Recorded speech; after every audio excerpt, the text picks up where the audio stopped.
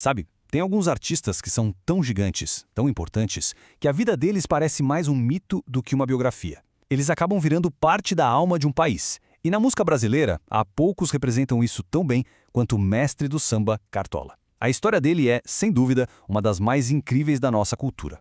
E essa frase, do grande Nelson Sargento, ela diz tudo. Captura perfeitamente essa aura quase lendária do Cartola. Não é só um elogio, é quase uma tentativa de explicar um gênio que parecia grande demais para ser de verdade.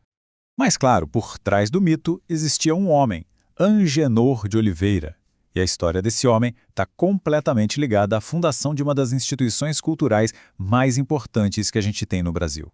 E o impressionante é a velocidade com que tudo aconteceu. Pensa só, Angenor, que ganhou o apelido de Cartola por causa de um chapéu coco que ele usava para se proteger do cimento quando trabalhava de pedreiro, ele não era apenas um morador da Mangueira. Ele ajudou a construir a Mangueira, literalmente e culturalmente.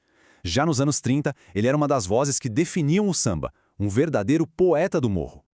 Mas o lance do Cartola, o que diferenciava ele, era a sofisticação da arte dele. A música tinha uma melancolia chique, uma poesia, uma complexidade harmônica que era só dele. As fontes chegam a comparar ele com gigantes como Villa-Lobos e Noel Rosa. A música dele não era só para dançar, era para sentir, para estudar. A partitura de As Rosas Não Falam, por exemplo, mostra toda essa elegância. Então vem a grande pergunta. Como é que uma figura tão central, um compositor celebrado, com músicas na boca do povo, simplesmente some do mapa? Essa é uma das viradas mais dramáticas e, por que não, tristes da história da nossa música. É isso. Simples assim. Ele sumiu. Por mais de uma década, o mundo da música que ele mesmo ajudou a criar seguiu em frente, sem ele. E o ponto aqui é que não foi uma tragédia só, sabe? Foi uma sucessão de golpes muito duros. Problemas de saúde sérios, o luto pela perda da esposa, um desentendimento profundo com o mundo da música. Tudo isso levou ele ao isolamento total. O resultado? O homem que fundou a Mangueira foi esquecido. Chegou ao ponto de muita gente no Rio de Janeiro achar que ele já tinha morrido. E a realidade desse esquecimento foi cruel. O poeta do samba, aquele gênio da melodia, passou a fazer bicos, trabalhos braçais, só para conseguir sobreviver. Uma queda que é até difícil de imaginar para um artista daquele tamanho. Mas a beleza da história do Cartola é que ela é, antes de mais nada, uma história sobre dar a volta por cima. E o retorno dele é tão lendário quanto o seu desaparecimento. E tudo isso foi impulsionado por um lugar que se tornaria um verdadeiro marco na cultura carioca. O Zi Cartola. Gente, aquilo não era só um restaurante. Era um templo. Foi lá que a velha guarda do samba encontrou a nova geração da bossa nova, do tropicalismo, e bem no meio de tudo isso, redescoberto por um jornalista, estava ele, Cartola, compondo de novo, cantando suas poesias para um público novo que ficou fascinado. 66. O que esse número significa?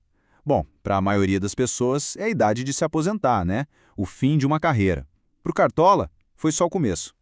É isso mesmo. O homem que compunha sucessos desde os anos 30 só foi gravar o seu primeiro disco solo aos 66 anos de idade. E que disco! Foi aclamado por todo mundo, um sucesso imediato.